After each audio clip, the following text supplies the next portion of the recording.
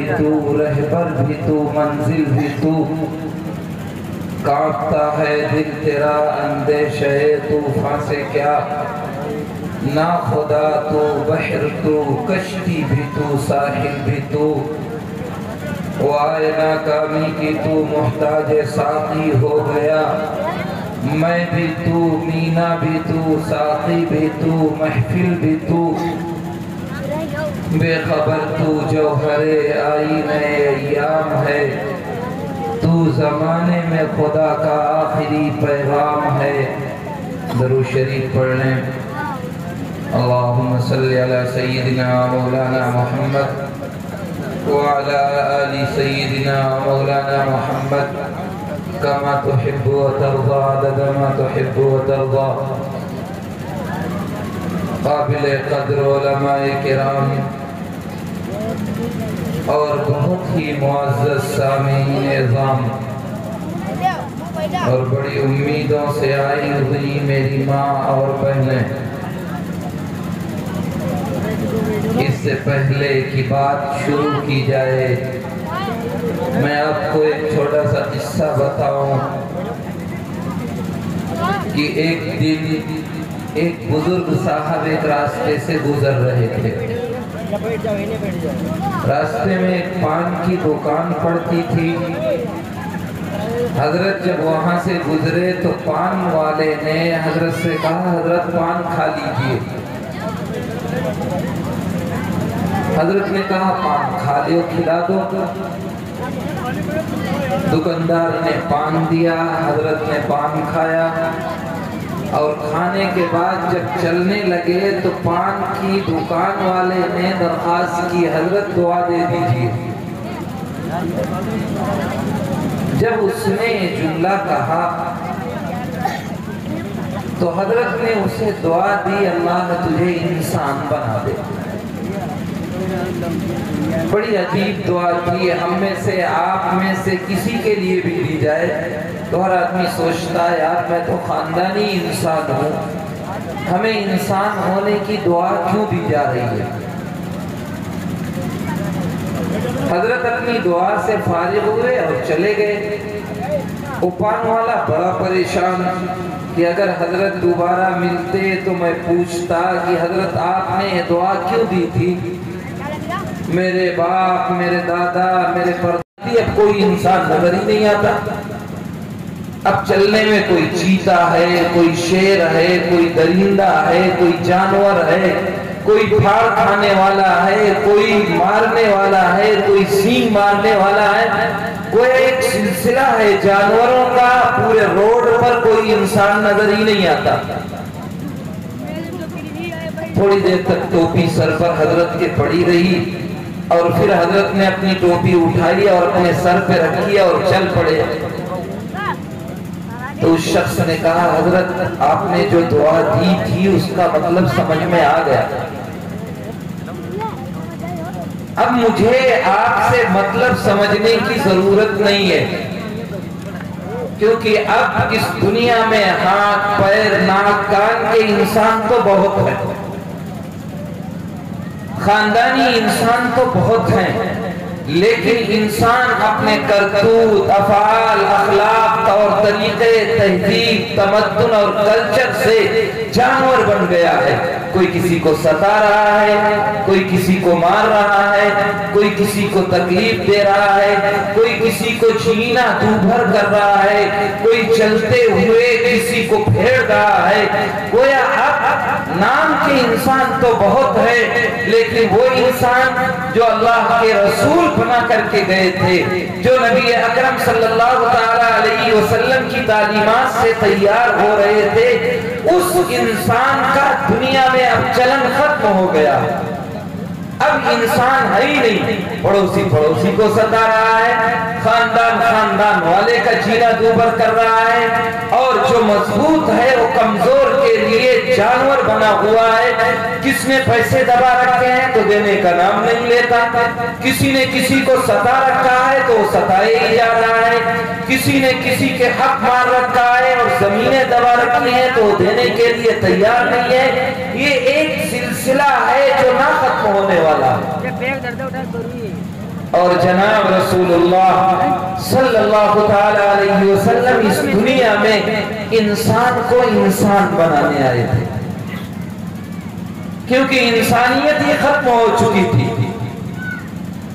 वो खित्ता जिस खित्ते अर्ज में जनाब रसूलुल्लाह सल्लल्लाहु ताला अलैहि वसल्लम तशरीफ लाए, वो खित्ता था जहां इंसानियत के नाम पर जानवर बसा करते थे, जहां लोग माओ को वरासत में तकसीम कर लिया करते थे, जहां ज़िना आम था, जहां सूद आम था, जहां शराब आम थी, जहां एक दूसरे के लिए जीना दुर्भर था, उस पूरे इलाके में दुनिया में हर जगह हुकूमतें कायम थी। और उस जमाने में बोर्बन एम्पायर और Persian empire super power America की तरह आज की ताकतें थी। लेकिन उस खित्ते अर्ज में जहां आप सल्लल्लाहु तशरीफ लाए, वहां कोई भी दुनिया की हुकूमत करने के लिए तैयार नहीं थी, क्योंकि वो जानते थे हुकूमत इंसानों पर की जाती है, जानवरों पर नहीं। तो जानवरों का खित्ता था। जनाब रसूलुल्लाह सल्लल्लाहु अलैहि वसल्लम आए और आपने 40 साल बहुत मुकद्दस जिंदगी गुजारी, इतनी पाकीज़ा, इतनी मुकद्दस कि वही जोहलाए अरब, वही कुफ्फारे मक्का जनाब रसूलुल्लाह सल्लल्लाहु अलैहि वसल्लम को सादिक और अमीन कहा करते थे। आप सल्लल्लाहु अलैहि वसल्लम के साथ उनका मामला इंतहाई अलग था। वो जानते थे कि आप सल्लल्लाहु अलैहि वसल्लम समाज और मुआशरे में, सोसाइटी में एक नेक नाम इंसान है, अमानतदार हैं। लोग अपने मसले का तस्वीर कराया करते थे, लोग आपसे अपने हालात दरियाफ्त किया करते थे, अपने मसाइल को सुलझाने के लिए तगोदो और कोशिशें किया करते थे। और 40 साल तक जिंदगी गुजरी, 40 साल तक जिंदगी बहुत पाकीज़ा और मुकद्दस गुजरी। और फिर वो बारे नबूवत आपके हवाले किया गया और आप दुनिया में नबी बनाकर भेजे गए और आपने आकर के लोगों को पैगाम हक सुनाया। या अय्युहन्नास कुलू ला इलाहा इल्लल्लाह तुफ्लिहू, ऐ लोगों ला इलाहा इल्लल्लाह कह लो कामयाब हो जाओगे। अपने पराये हो गए, दोस्त दुश्मन हो गए, लोगों ने रिश्ते तोड़ लिए, साहिर और जादूगर कहना शुरू कर दिया।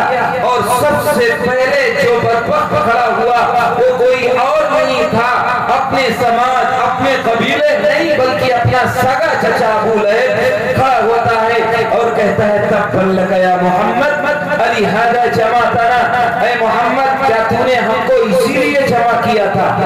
ये बात कहनी थी कि आप सल्लल्लाहु अलैहि वसल्लम चुप नहीं हुए, आप अपने मिशन में लगे रहे, आप पैगाम हक सुनाते रहे, उन्हीं जो अलाए अरब को इंसान बनाते रहे। और देखते ही देखते आपने देखा वो माहौल पैदा हुआ कि वो जो जानी थे, वो जो कातिल थे, वो जो लुटेरे थे, वो जो माओ को वरासत में तकसीम कर लिया करते थे, वो जो राहज़नी किया करते थे, अल्लाह के रसूल से जुड़े और आपके साथ वाबस्ता हुए और आपके साथ रिश्ता जोड़ा, कुरान से उनका वास्ता हुआ, नबी करीम अलैहिस्सलातु वस्सलाम के रास्ते पर चलने का उन्होंने दम भरा। तो आपने देखा अल्लाह का ऐलान आता है, ऐ नबी जी इनसे कहिए कुल्लु वअदल्लाहुल हुस्ना, इनके लिए जन्नत पक्की हो चुकी है, ये जन्नती बन चुके हैं। वही जो अलाए अरब थे, वही जानी थे, वही कातिल थे, लेकिन उनके अंदर दीन आया, शरीयत आई, कुरान आया, अहादीस नबवी को हिफ्ज़ बनाया, नबी की गुलामी का दम भरने की कोशिश की।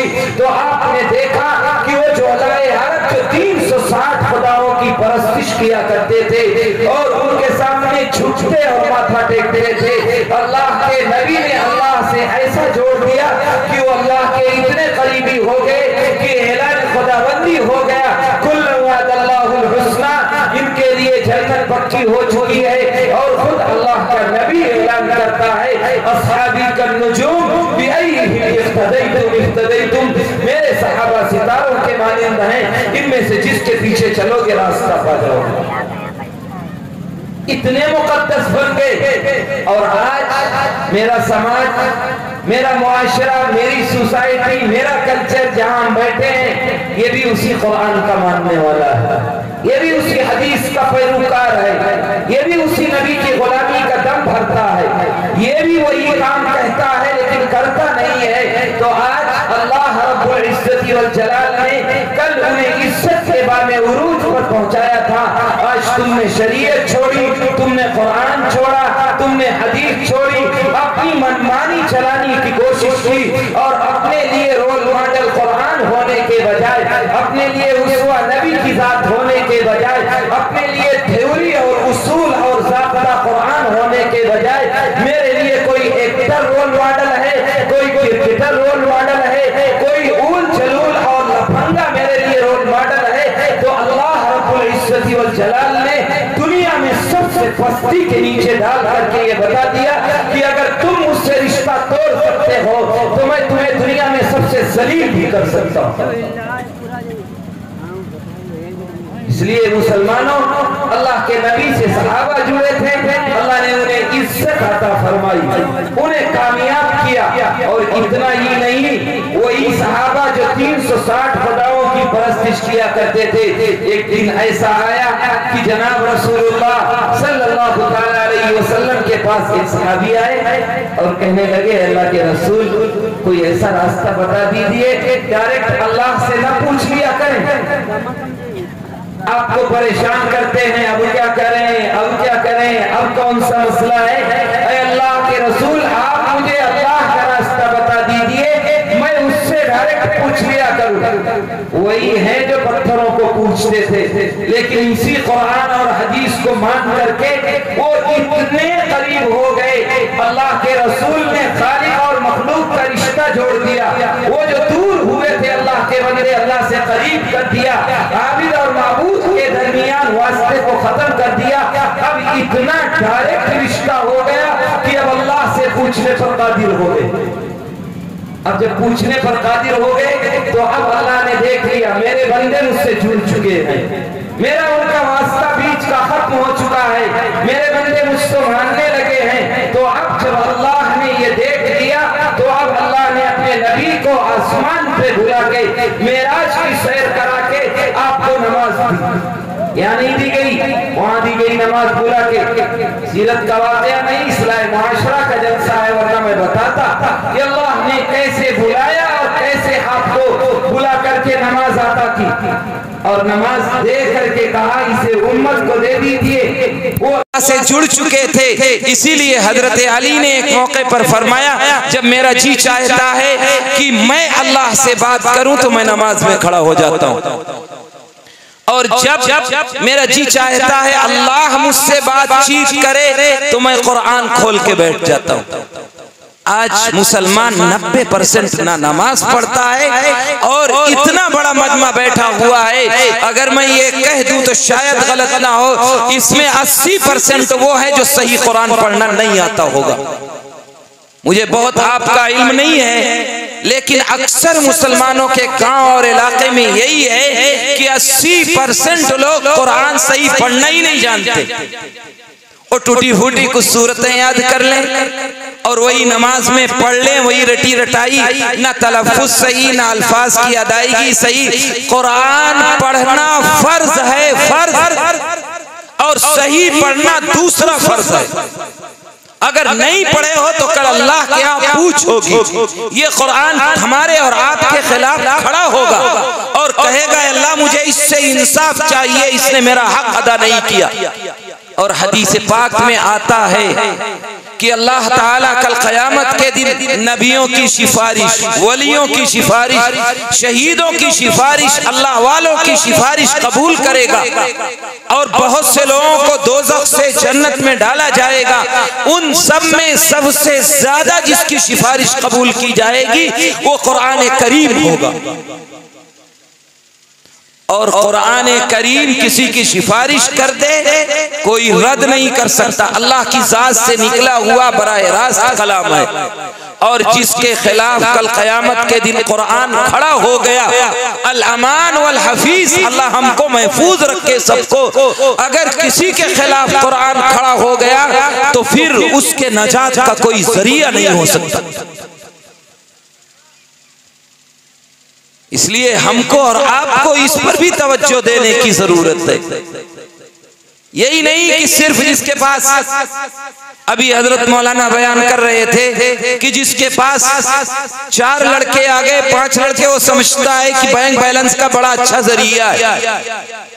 तूफ है और लानत है उस बाप पर जो जहेज के नाम पर ऐश करता हो, और उससे ज्यादा लानत का मुस्तहिक वो नौजवान है जो जहेज के नाम पर शादी करता है। अल्लाह ने तुझे अनमोल बनाया था, तुम्हारी दुनिया में कोई कीमत नहीं थी। अल्लाह ने सबसे अशरफ और आला बनाया था, और तूने अपनी 2 लाख 3 लाख में कीमत लगा करके अपनी हैसियत खत्म कर दी। तुमने अपने को दिखा दिया कि मैं किसी लायक नहीं हूँ, मेरी हैसियत एक जानवर जैसे बकरीद में खरीदा जाता है, वैसे तुमने अपनी हैसियत बना दी कि ये मोटा बकरा है, ये 10 लाख का है, ये जरा गरीब है, ये 3 लाख का है, ये 2 लाख का है। इसके लिए अब जरूरत है कि अब ससुराल के नाम पर जिंदगी गुजारी जाएगी। अब फकीरी ही मोल ले ली है हमने और आपने अपनी औलाद के नाम पर। तो रुमाल बिछा के क्यों नहीं मांगते मस्जिद के सामने कि मैं बहुत फकीर हूँ, क्यों तुम लोग जहेज के नाम पर मुझको देते हो? ऐसे भी 1-1 रुपए दे के मुझे मालदार करो, और मैं फकीरी के आला मेयार पर पहुंचा हुआ हूँ।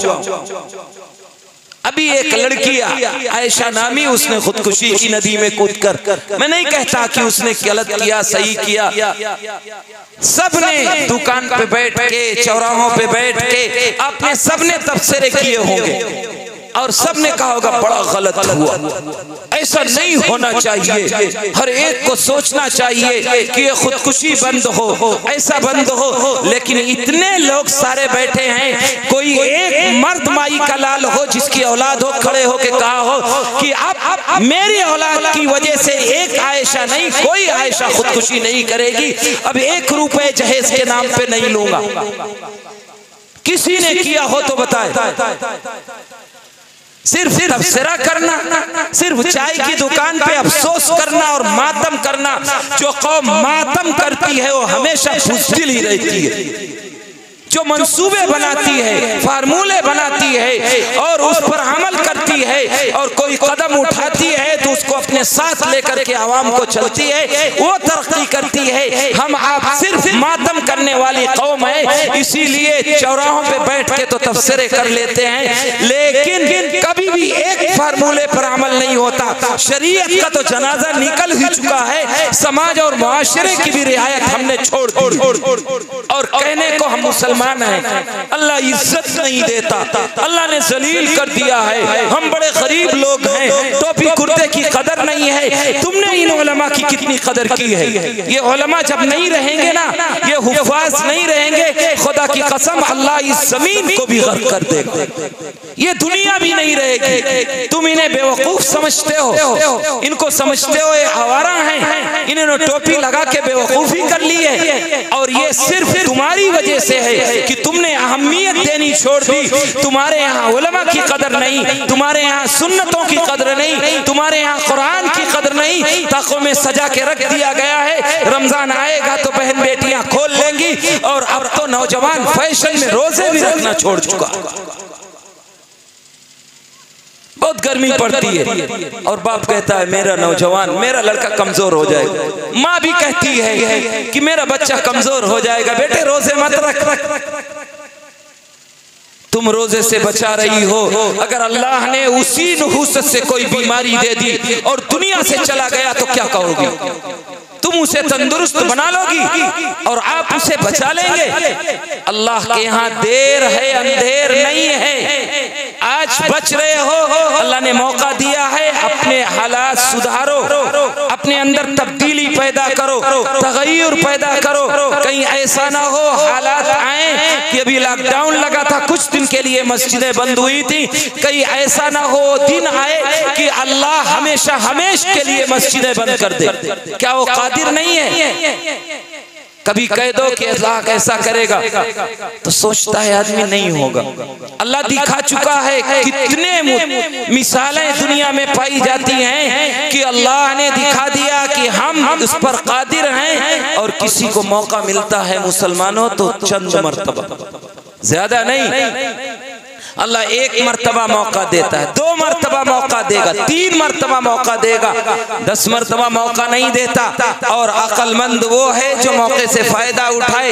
एक मर्तबा बीमार हो इलाज ना करे, दोबारा बीमार हो इलाज ना करे, सेबारा बीमार हो इलाज ना करे तो कब्र में जाएगा या तंदुरुस्त हो के टहलेगा? तो अल्लाह मौका दे रहा है एक मर्तबा। ये लॉकडाउन का जमाना गुजरा, 6-7 महीने आप परेशान रहे, अल्लाह का शुक्र मनाओ, अल्लाह का एहसान मानो कि इस लॉकडाउन ने बड़ी मुसीबतें तुम्हारे ऊपर से टाल दी, वरना पता नहीं हुकूमत की तरफ से कौन सी मुसीबत आती और कौन से कानून तुम्हारे ऊपर लागू किए जाते और किस गड्ढे में तुम्हें डाल करके खत्म किया जाता। ये तो अल्लाह की तरफ से कोरोना नाम में मुसलमानों के लिए खास तौर पर बड़ी नेमत मिली है कि वो भूल गए जो आपके खिलाफ प्लानिंग कर रहे थे, जो स्कीमें कर रहे थे, व मकरू व मकर अल्लाह वल्लाहु खैरुल माकिरीन, कि वो चालें चलते हैं, अल्लाह बहुत बेहतरीन चाल चलने वाला है। उसने यूं रास्ता दिखाया कि वो तुम्हें भूल गए। अब भी अगर मौका ना आया, लेकिन हम हैं कि पहले जो नमाज नहीं पढ़ते थे अब पढ़ने लगे, पहले जो सूद खाते थे अब सूद छोड़ दिया, पहले जिसने किसी का हक दबा रखा था छोड़ दिया, पहले जो जहेज लेता था अब जहेज लेना छोड़ दिया, पहले जिसने पैसे दबाए थे किसी के अब छोड़ दिया, पहले जिसके चेहरे पर दाढ़ियां नहीं थी अब दाढ़ी रख ली उसने, अब मस्जिदें भरी नजर आने लगी, अब हालात सुधर गए। कितने लोग नमाज, वही बूढ़े चंद जो कल नमाज पढ़ते थे आज भी पढ़ रहे हैं। मेरा नौजवान समझता है मेरे ऊपर नमाज फर्जी नहीं, और 2 रकात जुमा की पढ़ भी लेता है तो यूं भागता है गोया ये कहता है 2 रकात पढ़ के, ऐ अल्लाह मैंने तुझ पर इतना बड़ा एहसान किया है, इतना बड़ा एहसान किया है कि तू हफ्ते भर चुकाएगा तो नहीं चुका सकता, अगले हफ्ते फिर एहसान करने आऊंगा। यही कहता है, जबान से ना कहे, अपने अमाल अफाल किरदार और अखलाक से यही पेश करता है कि मैं बहुत बड़ा एहसान करके जा रहा हूं, अब हफ्ते बाद आऊंगा, अल्लाह फिर एहसान करूंगा, फिर तू एक हफ्ता चुकाना। मुसलमानों, एक मर्तबा शैतान ने इनकार किया था अल्लाह का, अब तक रादे दरगाह है। अगर अल्लाह पकड़ने पे आए, सुबह के अजान का इनकार करते हो, दोपहर की अजान का इनकार करते हो, शाम को अल्लाह का मुनादी पुकारता है, हय्या अलस सलाह हय्या अलल फलाह, आओ कामयाबी की तरफ, आओ नमाज की तरफ। इस कान से सुनते हैं, इस कान से निकाल देते हैं। अगर दरोगा साहब बुला ले, किधर थाने आइयो एक काम है, तो पैर को सर पे रख के भाग के जाता, पता नहीं क्या बात आ गई, वो दरोगा साहब ने बुलाया, उतुफ है दरोगा पर कि वो बुलाए तो भाग के जाओ और अल्लाह बुलाए तो क्यों ना रहेंगे, अल्लाह बुलाए तो जाओ ना, इसलिए कि पता नहीं चल रहा कल कयामत के दिन उठोगे, अल्लाह के सामने खड़े होगे, तब पता मरना नहीं है किसी को, कब्र में नहीं जाना, हिसाब व किताब नहीं होना है, नाम अमाल का दाएं और बाएं हाथ में नहीं मिलना है, कब्र में सवाल जवाब नहीं होंगे। किसको पता है इतना बड़ा मजमा बैठा हुआ है जो ये कह दे कि मैं कल तक जिंदा रहूंगा, क्या पता कब लाउड स्पीकर से मेरे और आपके नाम का ऐलान हो जाए, क्या पता कल नहलाने वाले आपको नहला दे, क्या पता मार्केट में कफन का कपड़ा आपका तैयार हो चुका हो, क्या पता वक्त बुलावा आ चुका हो, कुछ दिन कुछ घड़ियां बाकी हो, क्या आपको पता नहीं है उस कब्र में हिसाब व किताब होगा। अल्लाह पूछेगा 15 साल बचपन में गुजार दिए, 15 साल तालीम में गुजार दिए, 30 साल की जिंदगी हो गई, अब 20 साल के लिए तुमने सारी आखिरत खराब कर ली। आदमी कितना जीता है? 30-35 साल तक तैयारी करता है, फिर उसके बाद मकान बनाना, बच्चों की शादी करना, तैयारी करना। 60 साल हुआ और उसका टिकट कंफर्म हुआ और वो चल बसा। इसी 30 साल के लिए उन दिनों को फरामोश कर चुके हो जहां एक दिन 1000 साल का और एक हदीस के मुताबिक एक दिन 50,000 साल का होगा, उसको फरामोश कर चुके हो। उसकी जरूरत नहीं याद करने की। कितना बेवकूफ इंसान है और कहता है मैं फ्यूचर बना रहा हूँ, मुस्तकबिल बना रहा हूँ। कब ये 10 साल फ्यूचर बन रहा है उसका, वो 1000 साल करोड़ साल फ्यूचर और मुस्तकबिल उसका दांव पर लगा हुआ है, उसकी कभी फिक्र नहीं करता। हारून रशीद का जमाना है, एक बुजुर्ग गुजरते थे मजसूफ सिफत, जिनको बहलोल कहा जाता था। एक दिन हारून रशीद की मजलिस में आए। बहलोल के लिए हमेशा दरबार खुला रहता था, कभी किसी की रोक नहीं थी। जब चाहे बहलोल आए, कोई दरबार उनको नहीं रोकेगा। एक दिन बहलोल आए, हारून रशीद से सलाम किया और बैठ गए। जब बैठे तो हारून रशीद के हाथ में छोटी सी छड़ी थी।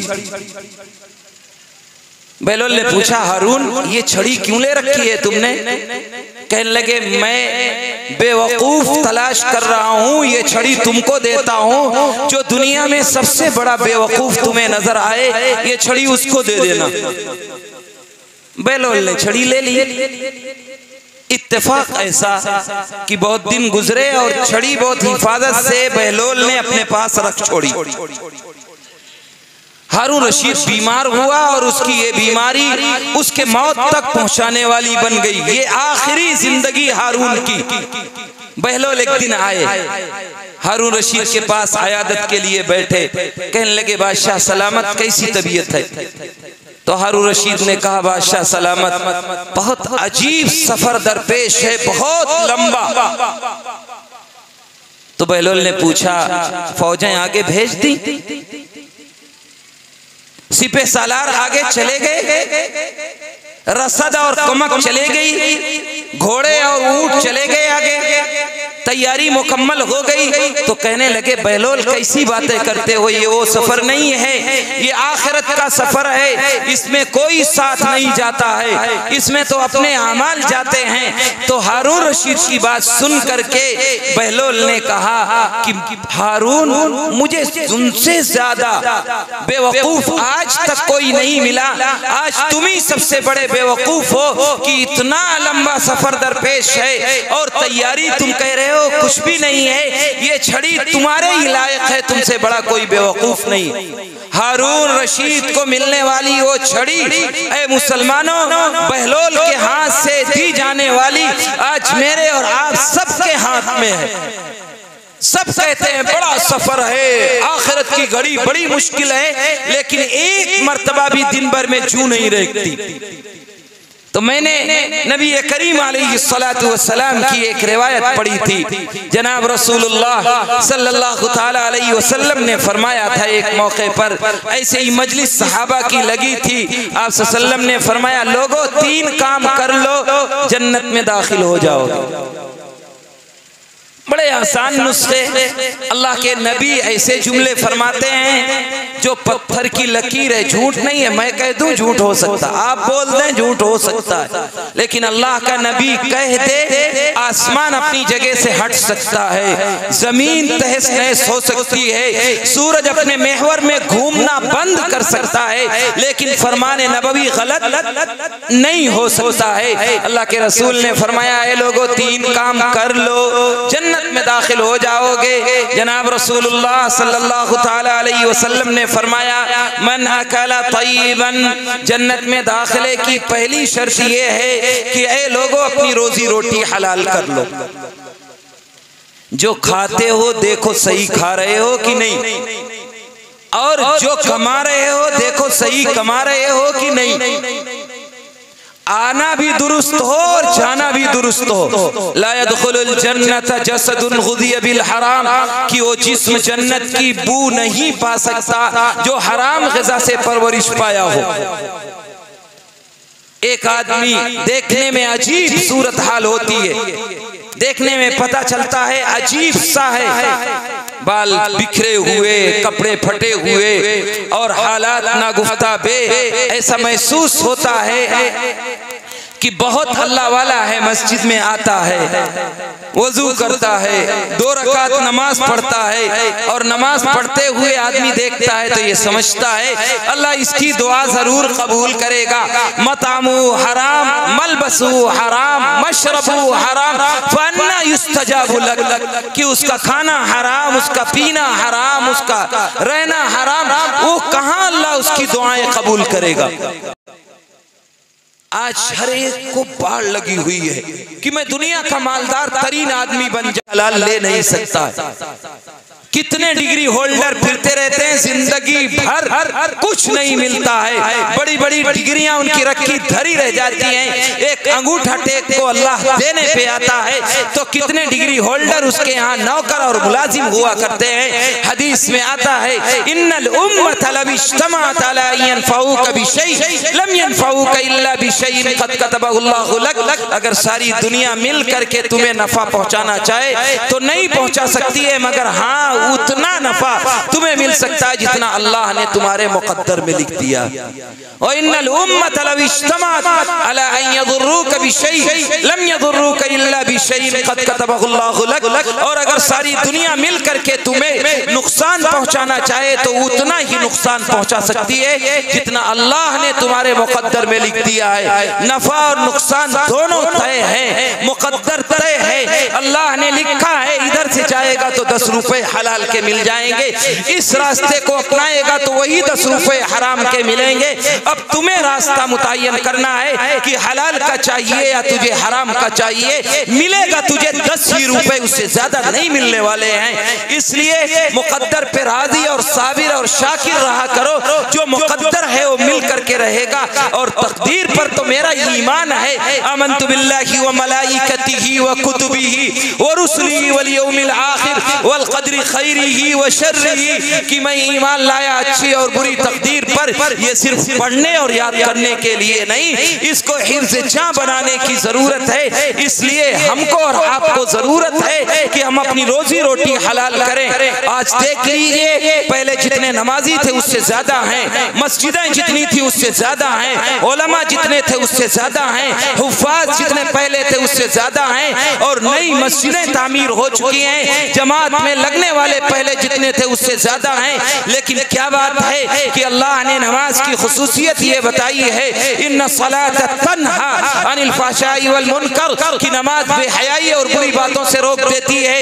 ये हदीस नहीं, कुरान है, और कुरान जो कहता है उसमें झूठ नहीं है। कल भी नमाज बेहयाई और बुरी बातों से रोकती थी, आज भी बेहयाई और बुरी बातों से रोकती है। लेकिन मैं नमाज पढ़ता हूँ, मेरी नमाज मुझे बेहयाई से नहीं रोकती। अगर मैं बदनिगाही नमाज से पहले करता था तो अब भी करता हूँ, मैं गाली पहले देता था नमाज से तो नमाज के बाद भी देता हूँ, मैं गीबत पहले भी करता था तो नमाज के बाद भी करता हूँ, मैंने किसी का हक नमाज से पहले दबा रखा है तो नमाज के बाद भी दबाता हूँ। गोया हर वो बुराई जो नमाज से पहले करने के हम आदी थे नमाज के बाद भी कर रहे हैं। गोया मेरी नमाज मुझे बुराइयों से नहीं रोक पा रही। कुरान का फरमान गलत हो गया या मेरी नमाज गलत हो रही है? कहीं ऐसा तो नहीं है रोजी रोटी का जो सिलसिला चल रहा है, जो लाइन आ रही उसमें कहीं फॉल्ट हो, पेट में जाने वाला रिस्क जरा हराम हो, हलाल ना हो, कहीं ऐसा तो नहीं है? इसकी भी जरूरत है गौर करने की कि अगर मेरी नमाज मुझे बुराइयों से नहीं रोक पाती, मेरी नमाज गलत काम से नहीं रोक पा रही है, तो पेट में जाने वाला रिस्क यकीनन गलत हो रहा है, तभी ये तासीर पैदा नहीं हो रही है। इसलिए हमको और आपको भी हर रोजी रोटी की फिक्र करना चाहिए। कल कयामत का दिन होगा, हालात ना गुफ्ता बे होंगे, हर आदमी दूसरे से कन्नी काट जाएगा, माँ बाप भी बेटे से अलहदा हो जाएंगे। कहीं ऐसा ना हो बेटा मुझसे नेकियां मांग ले, बेटा देखेगा तो नजरें बाप से चुरा लेगा, कहीं ये मुझसे अब्बा जान मेरी नेकियां ना मांग ले। ऐसे नागुफ्ता बे हालात में जब लोग पसीने में शराबोर होंगे, आपसे रोजी रोटी के बारे में जब तक सवाल नहीं कर लिया जाएगा तब तक आपके कदम मैदान महशर से टल नहीं सकते हैं। ला तज़ालु क़दमा इब्नी आदम हत्ता युसअल अन खम्सिन अन उम्रिही फीमा अफ़ना व अन शबाबिही फीमा अबला व अन मालिही मिन अय्न इक्तसबहु व फीमा अनफ़क़ा व माज़ा अमिला फीमा अलिमा। सरकार फरमाते हैं कि तुम्हारे कदम मैदान महशर से टल नहीं सकते हैं जब तक 5 चीजों के सवाल के जवाब ना दे लिए जाएं कि हमने तुम्हें जवां उम्र दी थी, तुमने इस उम्र को कहां गंवाया, मैंने तुम्हें जवानी दी थी उसे कहां पुराना किया, और तीसरा और चौथा सवाल होगा मैंने तुझे माल दिया था मिन अय्ना इक्तसबहु व फीमा अनफ़क़ा, मैंने तुम्हें माल दिया था कहां से कमाया और कहां खर्च किया। अगर आपने खर्च किया सही, अल्लाह तेरा शुक्र है, और सही कमाया, अल्लाह तेरा शुक्र है। लेकिन अगर कमाया सही, गलत खर्च किया, तब भी अल्लाह के यहाँ पकड़ होगी। हराम कमाया और सही तरीके पर खर्च किया, तब भी अल्लाह के यहाँ पकड़ होगी। ये 5 सवाल मैदान महशर में आपके पैरों को जमा देंगे, आपके कदम टल नहीं सकते हैं। कुरान कहता है या अय्युहल्लज़ीना आमनू इत्तक़ुल्लाह वज़रू मा बक़िया मिनर रिबा इन कुंतुम मुमिनीन फ़इन लम तफ़अलू फ़अज़नू बिहर्बिन मिनल्लाहि व रसूलिही, के ईमान वालो अल्लाह से डरो, तक़वे की जिंदगी इख्तियार करो, हराम कमाई, सूद, रिबा, इंटरेस्ट छोड़ दो, गलत आमदनी को छोड़ दो। अगर तुम ये चीजें नहीं छोड़ते हो, हराम कमाई नहीं छोड़ते हो, इंटरेस्ट नहीं छोड़ते हो, सूद नहीं छोड़ते हो, ब्याज नहीं छोड़ते हो, तो तुम अल्लाह और अल्लाह के रसूल से जंग के लिए तैयार हो जाओ। कितनी सख्त वईद है, सोचने का मकाम है। लेकिन हमारा गलत रविश, हमारा गलत तरीका कभी भी बदलने के लिए नहीं। तकरीर आदमी सुनता है किस लिए मालूम है? इसलिए सुनता है कान को लज्जत मिल जाए। मुझे करना वही है जो मैं पहले से करता आ रहा हूँ। इतना बड़ा मजमा है, अगर ये अहद करके उठे कि मैं इसलिए सुन रहा हूँ कि पूरा 100% ना सही, कम से कम उतना अमल करने की कोशिश करूंगा जितना मेरे बस में है। अगर ये नियत है तो यकीनन ये जलसा करना कराना मेरे और आपके लिए जरिए नजात है। और अगर आपकी नियत ये है कि यहाँ सुन करके कल चौपाल पे, चाय की दुकान पे, बेंचों पे बैठ के तबसरा करूंगा, वो मौलाना तो बड़ा अच्छा बोल के गए, थोड़ा फुला मौलाना का अंदाज ढीला रहा, फुला का तो बड़ा अच्छा रहा, जनरल नॉलेज फुला की बहुत अच्छी है, अगर इस नियत से बैठे हो तो तुफ है और लानत है। जलसा करने, कराने, सुनने, सुनाने सब पर कोई फायदा नहीं है। इससे बेहतर था कि सोते और फजर की नमाज से पढ़ते। ये बेफायदा हो जाएगा अगर इस नियत से बैठे और खड़े हो सुनने के लिए। तो ये मेरा मुसलमान है, कभी सोचता ही नहीं कि मुझे भी चाहिए, इसकी जरूरत है कि हम शरीयत पर चलेंगे तो अल्लाह इज्जत देगा, शरीयत पे चलेंगे तो जरूरतें पूरी होंगी, शरीयत पे चलेंगे तो इज्जत मिलेगी, ये सोचता ही नहीं। तो पहली शर्त अल्लाह के नबी ने ये फरमाई कि ये लोगों अगर जन्नत में दाखिला चाहते हो तो पहली शर्त ये है कि रोजी रोटी हलाल कर लो।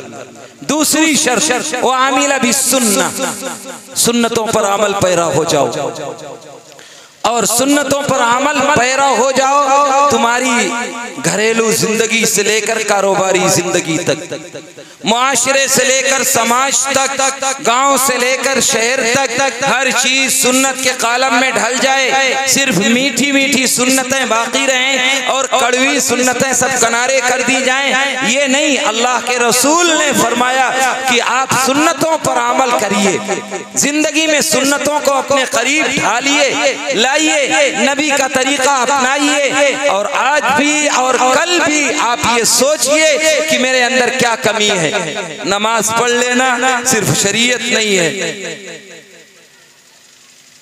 नमाज पढ़ लेना सिर्फ शरीयत नहीं है, घरेलू जिंदगी का सुधारना भी शरीयत है। नमाज, रोजे, इबादत 25% है, शरीयत में 75% मुआमलात हैं, मुआमलात भी दुरुस्त करने की जरूरत है। आज शादी ब्याह का मौका आ जाए, किसी से कह दीजिए कि भाई साहब जरा सुन्नत के मुताबिक कर लीजिए, तो क्या कहता मालूम है?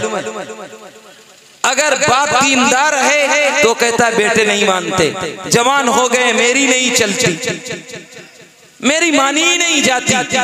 और अगर अंदर घर में कह दो तो माँ कहेगी मेरी चलती ही नहीं। एक ही खुशी का मौका जिंदगी में आया और उसमें भी सुन्नत को लाके घुसेड़ दिया और दाखिल कर दिया, और कभी नहीं सुन्नत आती। इसी शादी में मेरी हुई तो मौलाना ने सुन्नत बताना शुरू कर दिया। गोया सुन्नत की इतनी भी कदर नहीं जितना दो बोटी दो रोटी की है। इतनी भी कदर नहीं है कि जितना मार्केट से बाजार से सब्जी खरीद के लाते हो। अगर घर वाला गलत लाए सब्जी, बच्चा सब्जी खरीद के गलत लाए, सामान गलत लाए, तो माँ भी डांटती है और बाप भी डांटता है, घर का गार्जियन भी डांटता है। लेकिन अगर बच्चा सुन्नत पर अमल ना करे, मस्जिद ना जाए, तो ना माँ को जूं रेखती है ना बाप एक मर्तबा उफ करता है। ट्यूशन ना जाए तो बाप सर पे जमीन उठा लेता है, आसमान उठा लेता है कि इतना पैसा तेरे पीछे खर्च कर रहा हूं और तुझे तौफीक नहीं मिलती जाने की, ये कहता है। और अगर वही बच्चा ट्यूशन के बजाय कुरान पाक की ट्यूशन पढ़ने ना जाए, कुरान की सूरतें ना याद करे, कुरान के हुरूफ और अदायगी ना करे, तो एक मर्तबा भी माँ बाप ये नहीं कहते हैं कि बेटा तू जवान हो गया है, अल्लाह ने तुझे बालिग कर दिया है, तू शरीयत का मुकल्लफ बन गया है। एक मर्तबा भी जूं नहीं रेखती कि तू अल्लाह के लिए मस्जिद चला जाया कर, एक मर्तबा भी नहीं सोचती। और अब तो सूरत हाल ये है, बूढ़ा बाप मस्जिद जाता है और बेटे को लिहाफ उड़ा के चादर डालता है, सुकून से सो जा। बूढ़ी माँ घर में उठती है नमाज के लिए, और नमाज में उठते ही अपने को तो वजू करेगी, नमाज पढ़ेगी, तहज्जुद भी पढ़ लेगी, लेकिन बहू और बेटी जवान सोती रहेगी और चादर डाल देगी। अगर सर्दी लग रही है तो पंखा बंद कर देगी, लेकिन एक मर्तबा नहीं कहेगी कि तू भी इसको उठ और तेरे ऊपर भी नमाज फर्ज है, कभी नहीं कहती। ये मेरा और आपका हाल है, ये सबका हाल है। मैं अपना दुखड़ा रो रहा हूँ, ये मत समझिए मैं आपको कह रहा हूँ, मैं अपना जुर्म बयान कर रहा हूँ। आप मेरा जुर्म समझिए कि मेरे घरों का माहौल यही होता जा रहा है। इसीलिए आज पूरी दुनिया में जिल्लत मेरा और आपका मुकद्दर बन चुकी है। अल्लाह का नबी कहता है इदा अज़्ज़मत उम्मती दुनिया नुसियत मिना हैबतुल इस्लाम व इदा तरकतिल अम्र बिल मारूफ व नही अनिल मुनकर हरुमत बरकतुल वही व इदा तसाबत उम्मती सखतत फी ऐनिल्लाह। अल्लाह का नबी कहता है कि ऐ लोगों, जब तुम्हारे दिलों में दुनिया की अजमत आ जाएगी, दुनिया की कदर आ जाएगी, दुनिया की मोहब्बत आ जाएगी, अल्लाह रब्बुल इज्जति वल जलाल इस्लाम की शान, इस्लाम की शौकत और मुसलमानों का रोब और दबदबा खत्म कर देगा। जब तुम अच्छाइयों का हुक्म करना छोड़ दोगे, बुराइयों से रोकना छोड़ दोगे, इदा तरकतिल अम्र बिल मारूफ व नही अनिल मुनकर हरुमत बरकतुल वही। जब अच्छाइयों का हुक्म करना छोड़ दोगे, बुराइयों से रोकना छोड़ दोगे, अल्लाह कुरान और हदीस की बरकत उठा लेगा। वहीदा तसाबत उम्मती सखतत फी ऐनिल्लाह। और जब तुम आपस में गालम, ए भाई बाद में बुला ले, इनको हटाओ यार, कहाँ किसको बुला रहे हो? मैं चीख रहा हूँ तुम्हारे लिए और तुम दूसरे को बुलाए जा रहे हो। जिसको ना सुनना हो चला जाए, या मुझे कह दो कि तुम बैठ जाओ नीचे। अगर सुनने मेरी आदत है, जब तक आप गौर से सुनेंगे सुनाऊंगा, वरना मुझे शौक नहीं बहुत तकरीर करने का, रोजाना मेरी तारीफ है।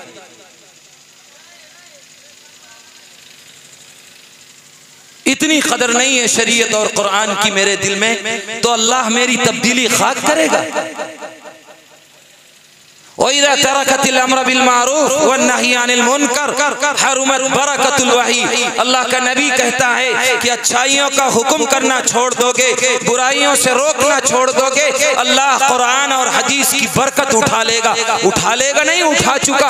आदमी कहता बरकत खत्म हो गई, बरकत नहीं होती। अच्छाई का हुक्म खत्म हो गया, बुराई का हुक्म जनाजा निकल गया। अल्लाह का रसूल एक जगह कहता वइज़ा तसाबत उम्मती सखतत फी ऐनिल्लाह। और जब तुम आपस में गालम गलौज करने लगोगे, एक दूसरे को बुरा भला कहने लगोगे, एक दूसरे की रियायत करना छोड़ दोगे, अल्लाह की निगाह में, अल्लाह के रसूल की महबूब ये उम्मत, अल्लाह की निगाह में गिर जाएगी।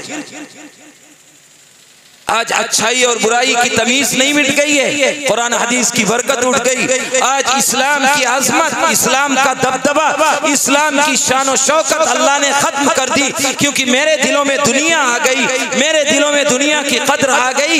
ये हमारा और आप सबका हाल है। दूसरी जगह अल्लाह का नबी फरमाता है, इदा दहबत सिद्क़ व रुफ़ियतिल अमाना वस्तुख़िफ़ फ़िस सलाह व ज़हरल लिवातु वज़्ज़िना व तशब्बहर रिजालु बिन्निसा फलियंतज़िरू अमरल्लाहि या इबादल्लाह। जब सच्चाई का जनाजा निकल जाए, जब अमानत में खयानत होने लगे, जब नमाज में ढील दी जाने लगे, जब मर्द औरत बनने की कोशिश करने लगे और औरतें मर्द बनने की कोशिश करने लगे, तो अल्लाह के बंदो फलियंतज़िरू अमरल्लाहि या इबादल्लाह, ऐ अल्लाह के बंदो अल्लाह के अज़ाब का इंतजार करना, ऐ अल्लाह के बंदो अल्लाह के अज़ाब का इंतजार करना।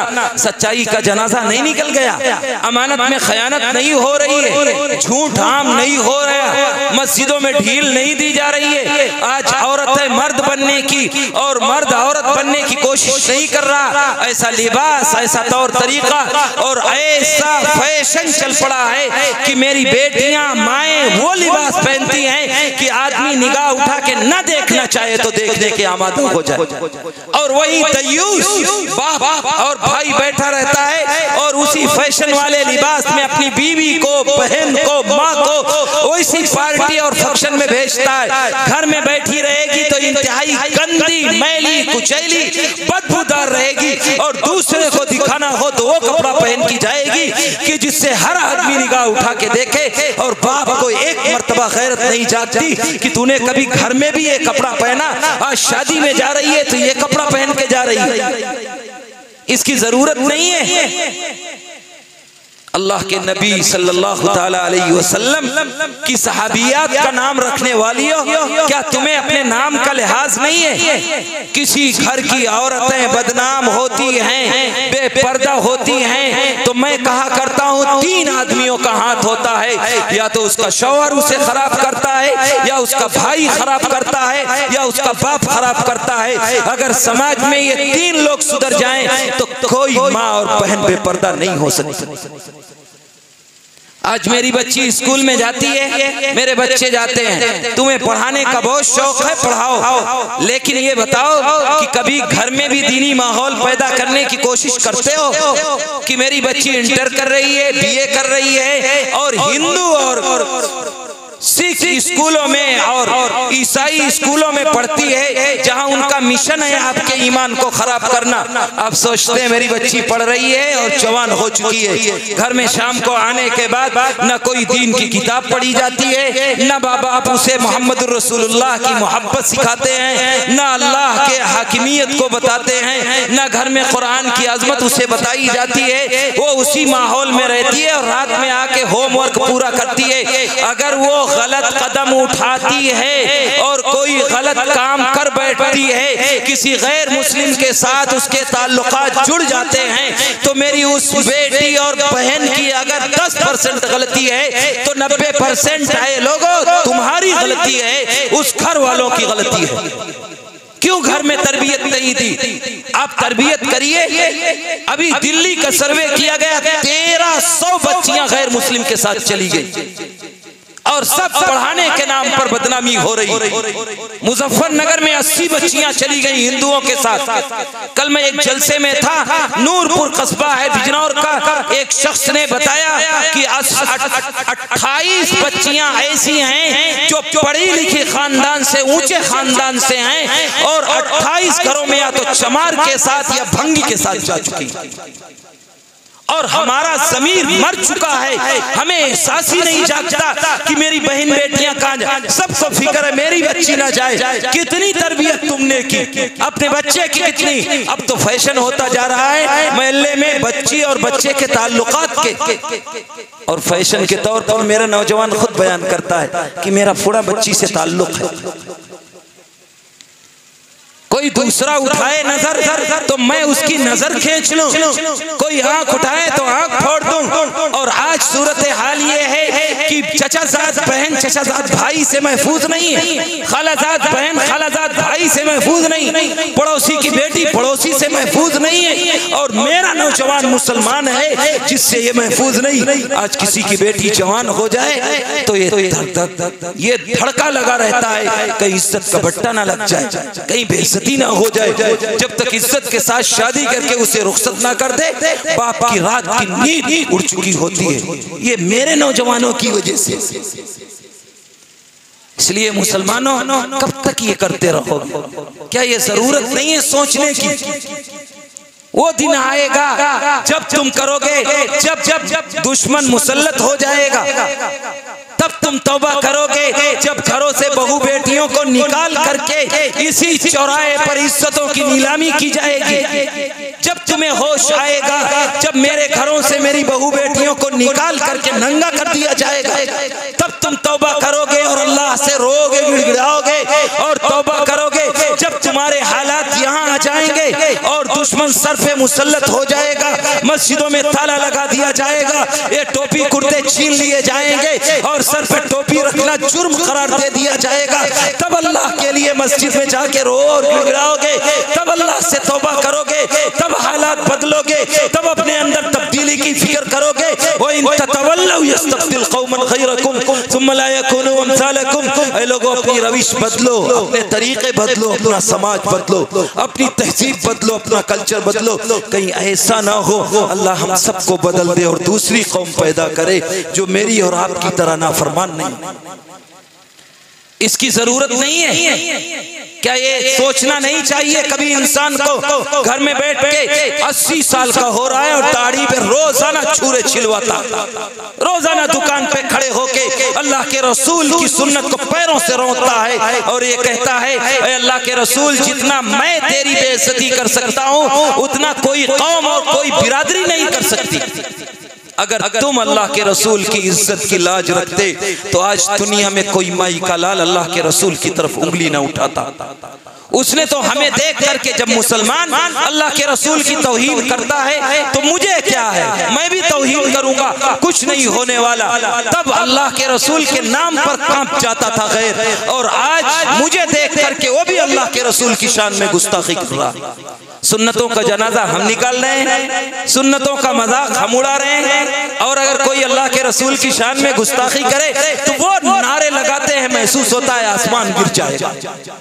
सड़कों पर निकल आते हैं, एहतजाज करते हैं और नारेबाजी करते हैं। यकीनन अल्लाह के रसूल की शान में कोई गुस्ताखी करे तो लायक है इसके कि जमीन में धंसा दिया जाए, लेकिन गैर करे मुसलमानों तो ये रविश। और मेरा भाई अल्लाह के रसूल की शान में गुस्ताखी करे, मेरा बाप करे, मेरी बेटी करे, मेरी बहन करे, मेरा मुआशरा करे, मेरा समाज करे, मेरी सोसाइटी करे, तो मुझे झूमी नहीं रेखती कि कम से कम इतना ही कहते हैं कि तुझसे मेरे ताल्लुकात खत्म है। एक दिन सिर्फ इसलिए बात नहीं करूंगा कि तूने अल्लाह के रसूल की शान में गुस्ताखी की है। गैर करे तो ये तरीका और हम करें तो इतनी चुप्पी की एक मर्तबा भी जू न रहेंगे। ये कहाँ का इंसाफ, ये कहाँ का इंसाफ है मुसलमानों? इसलिए वो आमिल अभी सुन्ना, ए लोगों सुन्नतों पर अमल पैरा होने की कोशिश करो। तो दूसरी शर्त ये बताई गई थी, और अल्लाह मौका देता है, मौके से फायदा उठाओ मुसलमानों। कौमें वही तरक्की करती हैं जो मौके से फायदा उठाती है, और जिन कौमों ने आगे पर डाला अल्लाह ने दिखला दिया। रूस आपके बगल में है, 100 साल ऐसे गुजरे हैं, कम्युनिस्टों की हुकूमत रही है, अभी 15-20 साल हुआ रूस टूटा है। उससे पहले कम्युनिस्टों की हुकूमत थी। वो इलाका जहां मुसलमानों का बोलबाला था, लेकिन उन्होंने मौके से फायदा नहीं उठाया, अल्लाह ने मौका छीन लिया और कम्युनिस्टों को मुसल्लत किया। 100 साल मुसलमानों रूस पे ऐसे गुजरे हैं कि कोई कुरान पढ़ना तो दूर की बात है, कोई मुसलमान अगर कुरान देखने की तमन्ना करता था तो वो सजा दी जाती थी कि नस्लें कुरान देखने से तौबा कर लेती थी। 100 साल गुजरे हैं, 2 नस्लें गुजर गई जो कब्र के हवाले हो गई, उन्हें कुरान पढ़ना तो दूर, कुरान देखना नसीब नहीं हुआ। कौन सा इलाका है मालूम है? वो इलाका है जहां इमाम बुखारी पैदा हुए।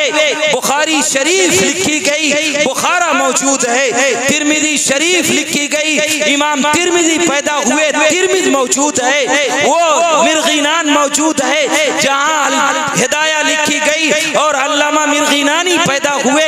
लेकिन इमाम बुखारी का पैदा होना, इमाम तिरमिज़ी का पैदा होना, इमाम मिर्गिनानी का पैदा होना कोई फायदा नहीं है। जब उन्होंने मौके से फायदा नहीं उठाया तो उनकी कब्रें बेसूद, उनका रहना बेसूद हो गया और अल्लाह ने कम्युनिस्टों को 100 साल मुसल्लत किया। अभी बर्मा बहुत दिन नहीं हुआ गुजरे हुए,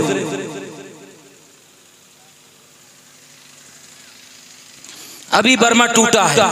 सन 81 में वहां जमहूरियत खत्म हुई। वो जमहूरी मुल्क था। यही उलमा हिंदुस्तानी जाकर के चीख चीख कहा करते थे कि मुसलमानों जमहूरियत है, इसकी कद्र करो, अपने मजहब की फिक्र करो, मस्जिदों में जाया करो, लोगों के हुकूक अदा करने की कोशिश करो, अखलाक नबवी को बांटने की कोशिश करो। ऐ लोगों क्या हो गया है तुम्हें? यही 60-70 की दहाई में चीख चीख के उलमा कहा करते थे। लेकिन आप और मेरी तरह इस कान से सुन के इस कान से निकाल दिया करते थे। अल्लाह ने जमहूरियत खत्म कर दी। मुसलमान बच्चियों को बरसरे आम खड़ा करके चौराहे पे इज्जत लूटी जाती और उन्हें इज्तिमाई तौर पर जला दिया जाता था। मेरी बही बेटियों के साथ ये किया जाता था। क्या वही सोच रहे हो मेरे साथ भी हो? हालात ऐसे ही बनाए जा रहे हैं, हुकूमतें ऐसी आ रही हैं और तुम मोदी की कहो कि उसकी तरफ से मुसीबत आ रही है। नहीं, छोड़ दो किसी को कुछ कहना। कोई हुकूमत किसी के साथ कुछ नहीं करती। मेरे और आपके करतूत मेरे ऊपर जुल्म ज़्यादती का सबब बनते हैं। ज़हरल फसादु फिल बर्रि वल बहरि बिमा कसबत अयदिन नास कि ऐ लोगों, दुनिया में कोई फसाद रूनुमा होता है, कोई मुसीबत आती है, कोई हालात आते हैं तो मेरे और आपके हाथों के करतूत का नतीजा है। किसी का कोई जुर्म और ज़्यादती नहीं है। अल्लाह का नबी फरमाता है, हदीस कुदसी है, अल्लाह का नबी कहता है कि अल्लाह कह रहा है कि मैं अहकमुल हाकिमीन हूँ, मैं सुल्तानुस सलातीन हूँ, मैं बादशाहों का बादशाह हूँ, सारे बादशाहों के दिल मेरे कब्जे कुदरत में है, मैं अपने बादशाहों के दिलों को कब्जे में रखता हूँ। अगर तुम अच्छाई करोगे, तुम अच्छाइयों का हुक्म करोगे, बुराइयों से रोकोगे, शरीयत पर चलोगे, सुन्नतों को जिंदा करोगे तो इन बादशाहों के दिलों को मैं नर्म कर दूंगा। ये तुम्हारे हालात की रियायत करेंगे, तुम्हारी जरूरतों को पूरा करेंगे, तुम्हारे काम आएंगे, तुम्हारे दुख में खड़े होंगे, तुम्हारे गम में शरीक होंगे। और अगर है मुसलमानों, इन बादशाहों के दिल मेरे कब्जे कुदरत में हैं। अगर तुम शरीयत का मजाक उड़ाओगे, कुरान की तौहीन करोगे और शरीयत का इस्तेज़ा करोगे, सुन्नतों की नीलामी करोगे, अच्छाई और बुराई की तमीज मिटा दोगे, मैं इन बादशाहों के दिलों को सख्त कर दूंगा जो तुम्हें मारेंगे, सताएंगे, तकलीफ देंगे, इस रूए जमीन पर रहना दूभर कर देंगे। तदऊनहु फला युस्तजाबु लकुम, तुम अल्लाह से दुआएं मांगोगे, अल्लाह तुम्हारी दुआएं कबूल नहीं करेगा। आज ऐसा हुआ है या नहीं हो रहा? रोजाना हाथ उठा के अल्लाह से दुआएं मांगते हैं। अल्लाह ने वादा भी किया है, फदऊनी अस्तजिब लकुम, मुझसे मांगो मैं दूंगा, लेकिन मेरी दुआएं कबूल नहीं हो रही। इसलिए मुसलमानों, कहने को तो बेशुमार बातें हैं, जितना भी कहा जाए, जितना भी कहा जाए कम है। लेकिन है मुसलमानों, सोचने और समझने के लिए दो लफ्ज ही काफी होते हैं। और अगर ना सोचो और ना समझो तो यकीनन कोई काम आने वाला नहीं है। इसलिए कुरान ऐलान करता है, वमन यब्तगी गैरल इस्लामी दीना फलन युक़बल मिन, जो शख्स इस्लाम के अलावा दीन तलाश करेगा, इस्लाम के अलावा आइडियल बनाएगा, इस्लाम के अलावा रोल मॉडल तलाश करेगा, फलन युक़बल मिन, अल्लाह के यहाँ काबिले कबूल नहीं होगा। एक जगह कुरान कहता है, अलम यानी लिल्लज़ीना आमनू अन तख़शा क़ुलूबुहुम लिज़िक्रिल्लाह, ऐ मुसलमानों, क्या अभी अल्लाह से डरने का वक्त नहीं आया? क्या अभी अल्लाह से खौफ खाने का वक्त नहीं आया? जवानी को पहुँच गए, अल्लाह को याद नहीं आ रही है, बुढ़ापे को पहुँच गए, मस्जिद का रास्ता अभी याद नहीं हुआ है, दांत गिरने लगे, अभी कब्र याद नहीं आ रही है। अलम यानी लिल्लज़ीना आमनू अन तख़शा क़ुलूबुहुम लिज़िक्रिल्लाह, ऐ लोगों, क्या अल्लाह से डरने का वक्त नहीं आया? अल्लाह से खौफ खाने का वक्त नहीं आया? कब्र में जाने का ध्यान नहीं आया? अभी अल्लाह के रसूल से जुड़ने का वक्त नहीं आया क्या? अभी अय्युहल्लज़ीना आमनू उदखुलू फिस्सिल्मी काफ़ा, ऐ मुसलमानों पूरे पूरे इस्लाम में दाखिल हो जाओ। इस्लाम आधा तीतर आधा बटेर नहीं चाहता है। अल्लाह को तुम्हारी इबादतों की जरूरत नहीं है, अल्लाह को तुम्हारी उसकी जरूरत नहीं है, इन टोपी कुर्तों की जरूरत नहीं है। अल्लाह तुम्हारे दिलों को देख रहा है कि मेरे नबी को जो मेरे खजाने में एक था तुम्हारी इस्लाह के लिए हमने भेज दिया। मेरे नबी की तुमने कितनी कदर की है, मैंने तुम्हारी हर जगह रियायत की थी, तुमने उसका लिहाज कितना किया। तुम इज्जत के तलाश करने वाले हो। हजरत उमर रज़ी अल्लाह तआला अन्हु ने शाम के दौरे पर फरमाया था कि ऐ शिकवा करने वालों, ऐ मातम करने वालों, ऐ दुहाई देने वालों कि मेरी इज्जतें नीलाम हो रही हैं, ऐ दुहाई देने वालों कि मेरे कारोबार ठप किए जा रहे हैं, दुनिया में मुसलमानों की कोई इज्जत नहीं है। हजरत उमर ने फरमाया था इन्ना कुन्ना अदल कौमिन फअज़्ज़नल्लाहु बिल इस्लाम मा नतलुबुल इज़्ज़ बिगैरि मा अदल्लना अल्लाह। ऐ लोगों, हम एक जलील कौम थे, एक पस्त कौम थे, एक नाखादा थे, समाज में कोई इज्जत और वैल्यू नहीं थी। हमें इज्जत मिली है तो कुरान से मिली है, हमें इज्जत मिली है तो इस्लाम से मिली है, हमें इज्जत मिली है तो नबी के तरीके से मिली है। मा नतलुबुल इज़्ज़ बिगैरि मा अदल्लना अल्लाह। अगर इसके अलावा इज्जत तलाश करोगे, इसके अलावा इज्जत ढूंढोगे, अदल्लना अल्लाह, अल्लाह हमको दोबारा जलील कर देगा। क्या अभी वक्त नहीं आया? जिल्लत नहीं आ गई? अब तो मेरे लोग अपनी औलाद का नाम भी ऐसे रखते हैं कि पता ही न चले कि वो मुसलमान है या हिंदू है। यहाँ तक हम पहुंच चुके हैं। और मेरा रोल मॉडल पता नहीं कौन। अल्लाह के नबी के तरीके को अपनाओ मुसलमानों, नौजवानों, तुम्हारी हालत पर दुनिया रश करेगी। लोग तुम्हारी तहजीब को अपनाना अपने लिए बाइसे फख्र तसव्वुर करेंगे। आज मेरी शबीह इतनी बिगड़ गई है। मुरादाबाद के एक स्पोर्टर का छोटा सा वाकया बता के अपनी बात खत्म करता हूँ। एक साहब हैं अच्छे पैसे वाले, आते जाते रहते। उन्होंने एक दिन किस्सा बताया अजीब सा। कहने लगे एक हिंदू भाई के पास मेरे कुछ पैसे बाकी थे, 4-5 लाख रुपए, वो देने के लिए तैयार नहीं था। कई मर्तबा जा चुका, सालों गुजर गए, वो पैसे दे ही नहीं रहा और कोशिश भी करता हूं जब भी नहीं मिलते। मैंने मालूम किया इस हिंदू भाई का किसी मंदिर से ताल्लुक है, तो लोगों ने बताया फुला मंदिर में जो बाबा हैं ये उनका चेला है। मुसलमान पैसे की तलाश के लिए बाबा के पास पहुंच गया। उसने कहा आपके चेले ने मेरे पैसे दबा रखे हैं, आप मेरे पैसे दिलवा दीजिए। कहने लगे बस इतनी बात है? कितने पैसे? उसने कहा इतने। कहने लगे ठीक है आप बैठिए, मैं 1 मिनट में आता हूँ। अंदर गया, छोटी सी पर्ची लिखी और पर्ची लेके आया उसने बंद करके कि एक शर्त है आपके पैसे मिल जाएंगे। क्या? कि ये पर्ची आप खोल के पढ़ेंगे नहीं, आप सीधा जाएं और इसको दे दें, इन आपके पैसे हर हाल में मिल जाएंगे। कहते हैं मैं गया वो पर्ची लेके और मैंने उसे पर्ची पकड़ाई, उसने पर्ची खोल के पढ़ी और अंदर गया। जो 2 साल से पैसे नहीं दे रहा था उसने फौरन पैसे दे दिए। एकदम वो गया अंदर और सारे पैसे निकाल के वो कहते हैं कि वो पैसे दे दिया तो मैं बड़ा ताज्जुब में पड़ गया कि इसने पैसे क्यों दे दिए, अभी तक तो नहीं दिया इसने। जब ये बात हुई तो कहते हैं वो स्पोर्टर साहब की मैंने कहा हजरत उससे कि ला दिखाना पर्ची में क्या लिखा है तेरे बाबा ने। कहने लगे इससे क्या मतलब आपको, आप जाइए, आपके पैसे मिल गए, काम हुआ खत्म। वो कहते हैं मैं उसकी कुर्सी पे बैठ गया, चल चल चल बेहुदा, और कोई काम नहीं रह गया। कहते हैं कि वो पर्ची हमने दी और पर्ची देने के बाद बैठ गया कि जब तक तू नहीं बताएगा पर्ची में क्या लिखा है तब तक मैं उठ के नहीं जाऊंगा। कहने लगे अच्छा तू जिद कर रहा है तो ले खुद ही पढ़ ले। वो जुमला मुसलमानों जरा अपने गिरेबान में झांक के देखना, कहीं ऐसा तो नहीं है हर एक पर फिट आ रहा हो।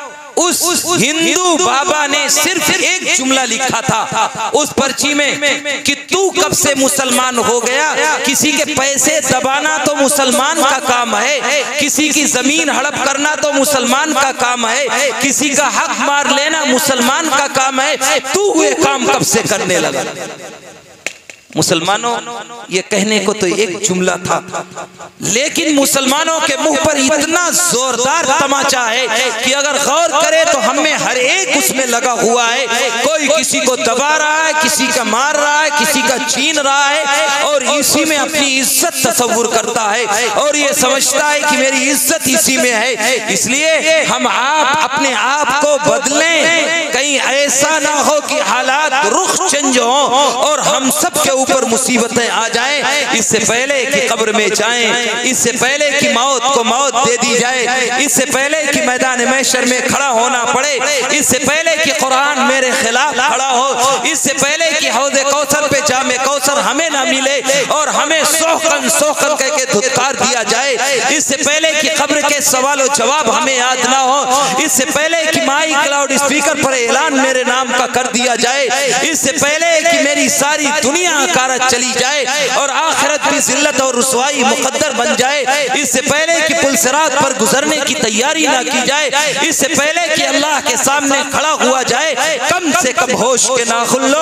और ये उंगली जो दूसरों की तरफ उठाते हो अपनी जानिब उठाने की कोशिश करो कि मैं कहाँ खड़ा हूँ और मेरे रवैये क्या है, मेरी जिंदगी क्या है और कंपैरिजन करो कि शरीयत के मुताबिक है तो अल्लाह का एहसान मानो, अगर गलत रास्ते पर मैं और मेरा घर चल रहा है तो तब्दीली की फिक्र करो और सूद रिबा जहेज जैसी लानत से मुक्ति दिलाओ। और नौजवान खड़ा हो, अगर बाप कहे भी कि मैं जहेज लूंगा तो उसके मुंह पर बाप के बेटा थूक दे कि अब्बा मुझे जहेज नहीं चाहिए, मुझे नेक बीवी चाहिए, नेक शरीयत के मुताबिक चलने वाली चाहिए। अगर तुम पैसे लेकर खरीदोगे तो तुम्हारी सौदाबाजी होती है और तुम खरीद लिए जाते हो। मीर खुसरू मीर थे, बहुत बड़े शायर गुजरे हैं, बहादुर शाह जफर के जमाने में घर बेच के बेटी को जहेज में दिया था और देने के बाद फिर कुछ दिन के बाद किसी ने ताना मार दिया कि तेरी बेटी तो वो है कि तेरे बाप ने घर बेच के जहेज दिया था। बेटी को इसी रंज में इतना दुख हुआ कि बेटी मर गई तो बाप ने शेर कहा, मुझे शेर तो नहीं याद है, जिसका मफहूम ये था कि काश कि मैंने जहेज के साथ अपनी बेटी को कफन भी दे दिया होता ताकि इन बेगैरतों से मेरी बेटी को कफन न खरीदना पड़ता। हजरत सईद इब्न आमिर रज़ी अल्लाह ताला अन्हु एक सहाबी हैं, अजीब नेक आदमी है, बड़ी मुद्दतों में ईमान लाए। हजरत उमर रज़ी अल्लाह ताला अन्हु ने उन्हें शाम के इलाके हिम्मस का गवर्नर बना दिया, हिम्मस का गवर्नर बना दिया, गवर्नर बन के चले गए। हजरत सईद इब्न आमिर रज़ी अल्लाह ताला अन्हु जब 2 साल गवर्नरी कर चुके तकरीबन तो हजरत उमर रज़ी अल्लाह ताला अन्हु वहां तशरीफ ले गए, शाम के दौरे पर गए तो हिम्मस भी गए और गवर्नर साहब से मिलते सीधा हिम्मस की जामा मस्जिद में तशरीफ ले गए, मिंबर पर बैठे और लोगों को बुलाया कि लोगों आ जाओ, आज हिम्मस में उमर आया हुआ है, अमीरुल मोमिनीन आए हैं। लोग आ गए तो सईद इब्न आमिर को हजरत उमर ने गवर्नर बना के भेजा था, उनको बुलाया, मिंबर पर हजरत उमर तशरीफ फरमा है और दाई जानिब सईद इब्न आमिर खड़े हैं, गवर्नर साहब खड़े हैं और लोगों से हजरत उमर पूछते हैं ये आपके गवर्नर साहब हैं, इनकी तुमसे कोई शिकायत है, कोई शिकवा तो नहीं है?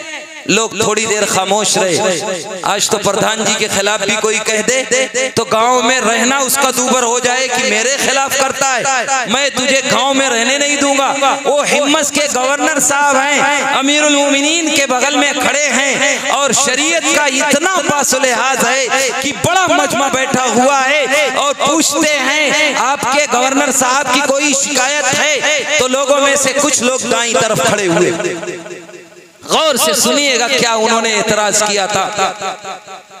लोग खड़े हुए और उन्होंने कहा कि हमारे गवर्नर साहब बहुत अच्छे आदमी हैं लेकिन उनके अंदर 4 आयब हैं, ये 4 आयब दूर हो जाएं तो इनसे बड़ा कोई नेक आदमी नहीं। कहने लगे क्या है? तो दाहिनी तरफ बैठे हुए लोगों में से कुछ लोग खड़े थे, उन्होंने कहा मेरे गवर्नर के अंदर पहला ऐब ये है कि ये जब आए थे तो फजर के बाद से लोगों के काम करने लगते थे, अब ये घर जाते हैं फजर की नमाज पढ़ के और 10 बजे घर से निकल के आते हैं। इनसे कहिए पहले की तरह 10 बजे नहीं फजर बाद काम करने लगे। हजरत उमर ने पूछा दूसरा एतराज क्या है? कहने लगे हफ्ते में एक दिन नहीं मिलते हैं, इनसे कहिए हफ्ते के सारे दिन मिला करें, कहीं ऐसा ना हो इनसे कहिए कि कोई दिन खाली ना रखें और कौम की खिदमत किया करें। हाँ भाई तीसरा एतराज क्या है? मैं गवर्नर के अंदर कौन सा ऐब है तीसरा? कहने लगे आपने अजीब गवर्नर भेजा है, ये दिन में तो मिलते हैं रात में मिलते ही नहीं है, इनसे कहिए मेरी जरूरत रात में भी पूरी किया करें। चौथा एतराज क्या है?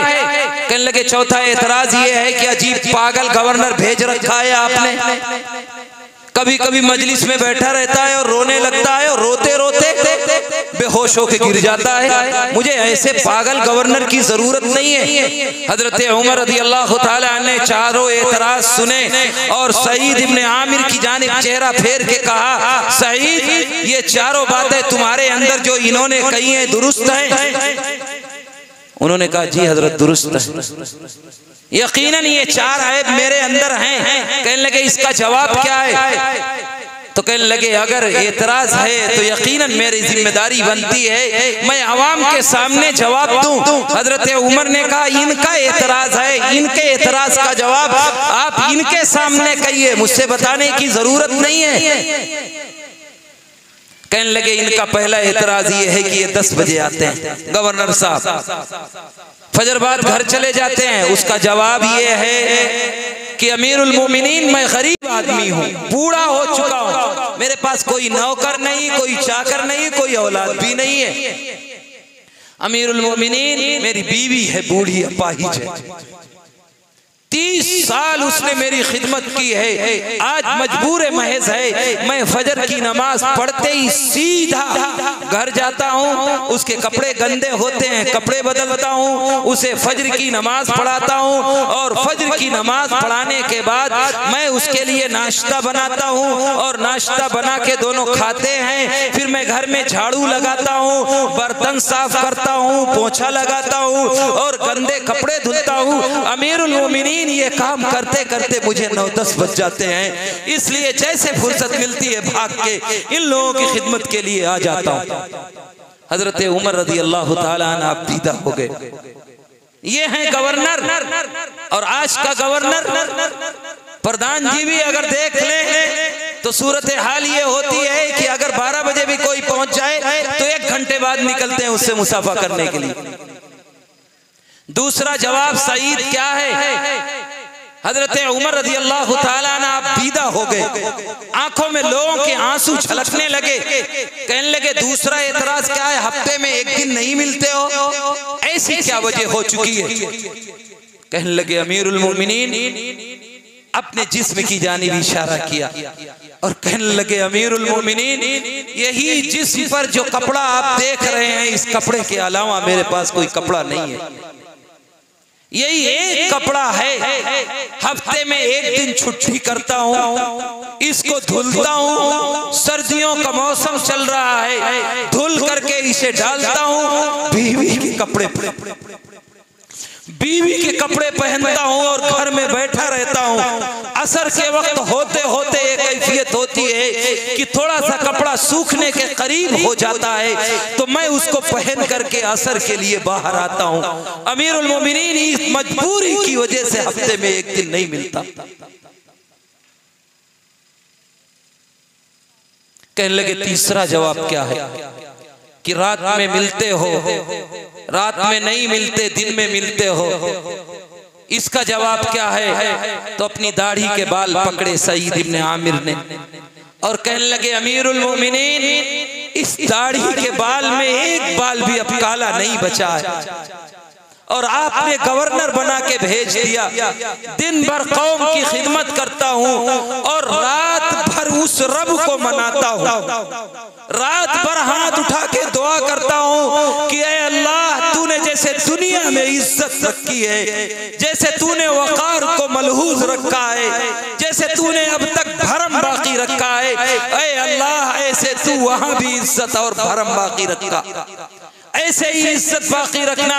ऐ अल्लाह कहीं तूने जलील कर दिया तो मेरा हाल क्या होगा। हमें एक मर्तबा भी मौत याद नहीं आती, वहां का इज्जत का ख्याल नहीं होता। सब लोग मजमे में जितने थे निगाहें नीची हो गई, आंखों में आंसू आ गए। हजरत उमर ने सर झुका लिया, आंखें आबीदा हो गई, आंसू के कतरे गिर पड़े। मजबूरन कहने लगे सईद आखिरी जवाब क्या है। कभी कभी बैठे बैठे रोने लगते हो, बेहोश हो जाते हो।